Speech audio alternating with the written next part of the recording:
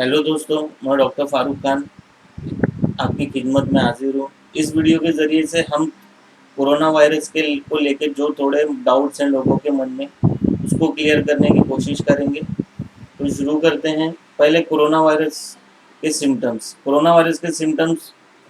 पहले एकदम शुरुआत में खांसी, हल्की खांसी, सूखी खांसी, फिर बुखार और भी बहुत सारी चीज़ें इसके साथ जुड़ सकती है, जैसे लूज मोशन, डायरिया और टायर्डनेस। बदन में थकावट लगेगी, आपको बदन एकदम थकान लगेगा, वैसा लगेगा बदन टूट रहा है।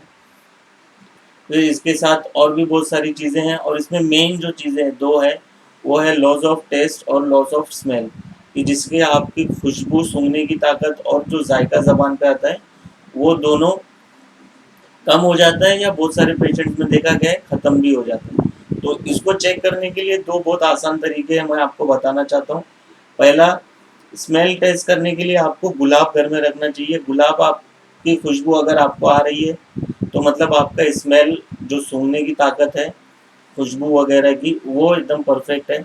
अगर उसकी खुशबू नहीं आ रही है, मतलब कि आपको सूंघने की जो ताकत है वो अभी फिल वक्त कम है या ख़त्म हो गई है। दूसरा, टेस्ट में जो खट्टा, मीठा और तेज़ होता है, ये टेस्ट जल ज़्यादातर ज़बान पे रहता है। तो जो टेस्ट हमको करना है वो है गुड़।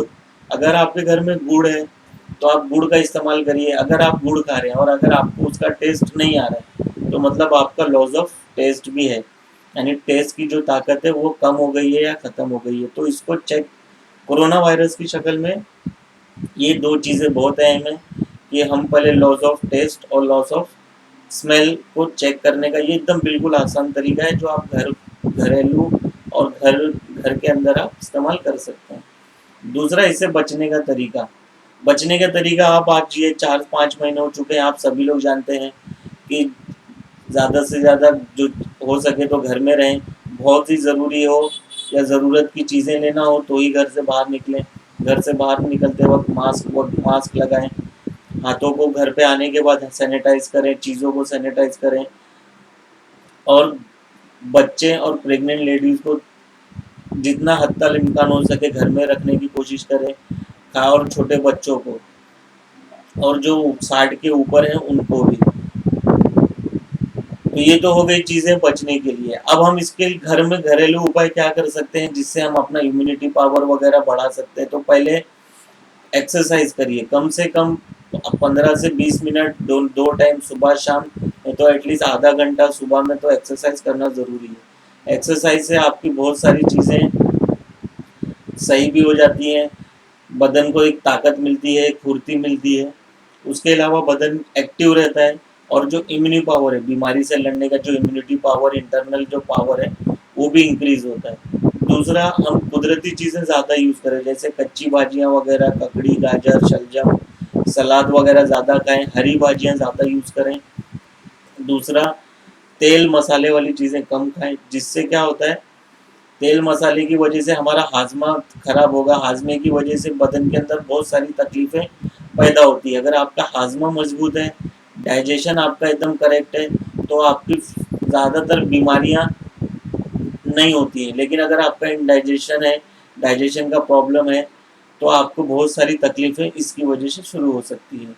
दूसरा, और भी हम क्या यूज़ कर सकते हैं, जैसे शहद है, ये हम यूज़ कर सकते हैं, काली चाय यूज़ कर सकते हैं, गर्म पानी यूज़ कर सकते हैं। दूसरी बात, पानी ज़्यादा से ज़्यादा इस्तेमाल करें, क्योंकि जितना आप पानी पिएंगे उतना इंटरनल आपका, तो आपको फ़ायदा करेगा।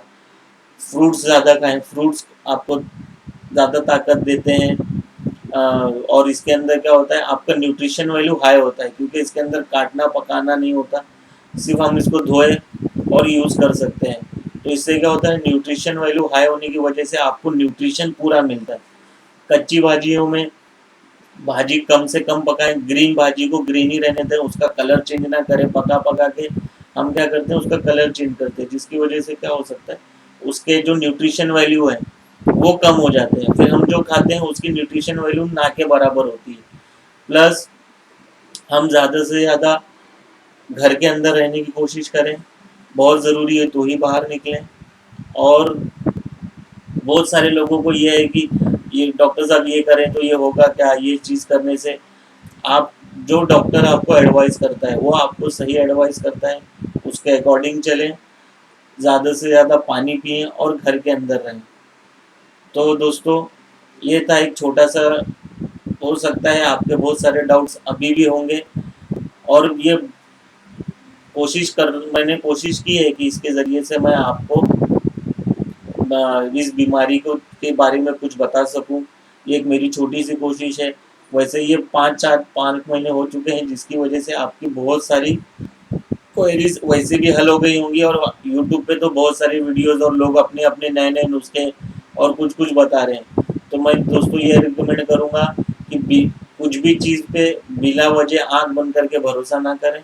पहले उसकी उसकी तहकीक करें, उसके बाद ही उसको इस्तेमाल करें।